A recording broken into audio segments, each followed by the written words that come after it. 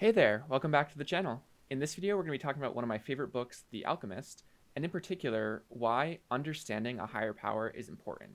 And so, in the book, The Alchemist, there's this concept that I really like, and the concept is the soul of the universe.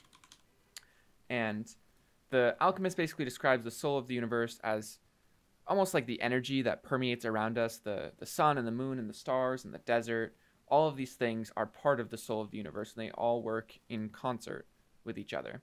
And so this is kind of the higher power of the book.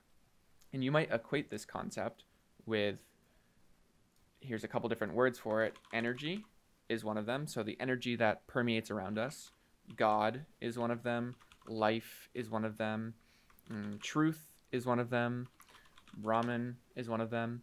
These are a couple words you can use. There's more on a blog article that I'm going to link below in my blog, but basically you can think of the soul of the universe as the ultimate higher power.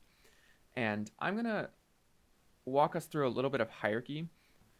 I want to put something on this side as we start, and I want to put this idea that the soul of the universe has infinite meaning.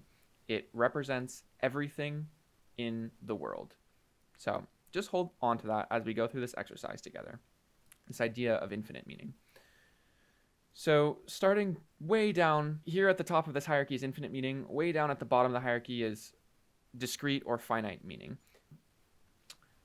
I'm going to put words as the most discrete form of meaning when it comes to language. And so a word, I'm just going to represent it as a scribble. It's kind of like one isolated unit. And so you might have the word book, or you might have the word flower.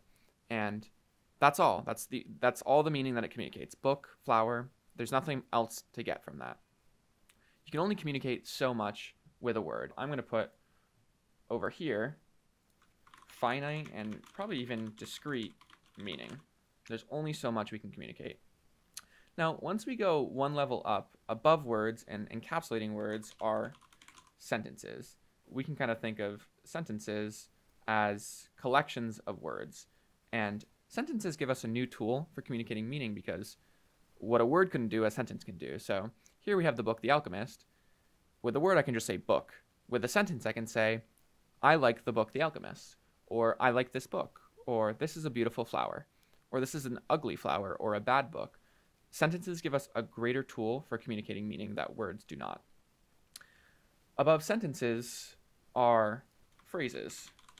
I kind of think of phrases, how you might think of like paragraphs. I think of them as collections of sentences. And what's really powerful about phrases is they give us the power to tell stories. With a sentence, I might only be able to say, I like this book. With a phrase, I can say, I went to the bookstore today. It was really hard finding a book that I would like because there were so many, but I ended up choosing one anyway, and I ended up picking The Alchemist. I really like this book. That's something that we can't really do with a sentence. You could have a run-on sentence. It wouldn't be pretty. But phrases give us much more capacity to communicate meaning than sentences or words do. I'm going to keep going up this hierarchy here. Above phrases are our thoughts and emotions. Maybe the word behind is better instead of above. But our thoughts and our emotions form these phrases. I'm going to, represent these thoughts here with some shapes, some abstract shapes. So maybe we have a little few different shapes here, and then maybe we also have, some of us think in words, some of us might think in musical notes. So we think in all sorts of different ways. We think in shapes and feelings and words and musical notes. It's really abstract. Above that, I'm going to write the self. And the idea of the self is there is a distance between us and our thoughts and emotions. And a really easy way to understand this is to realize that you are observing your thoughts and emotions. You can say to yourself, I thought that, or I feel this. And just by the act of observing it, you can identify that you are not those things. If you were those things, you wouldn't necessarily observe them. There's this concept of the self, and you can learn more about it in The Surrender Experiment. That's a great book for it. But that is kind of like the ultimate us, the thing behind all the thoughts and emotions. And one layer up, all the way at the top, behind the self, is the soul of the universe. The idea is that of this hierarchy is that we have this infinite meaning, and we receive it in the form of energy, God, truth, Brahman, life. But either way, that meaning kind of comes into us, and we perceive it. Let's just say, let's take energy here as an example. We perceive energy around us in the form of matter and light and sound and vibrations. We perceive that through our sense perceptors, and then our self processes that through thoughts and emotions. And then when we want to communicate it, we can communicate it through storytelling comprised of sentences, comprised of individual units of meaning, words. So there's this distillation of meaning from the soul of the universe all the way down to these finite discrete units of meaning. Knowing that there's this hierarchy of meaning isn't all that special on its own. I think what's really interesting is when we kind of cut this process out here at thoughts and emotions, and then we start to speak different languages. So over here with phrases, sentences, and words, this was kind of like verbal and written language, but we also have other forms of language. So another form of language is kind of this musical notation, musical notes. People compose these different musical notations, and that's a way of communicating.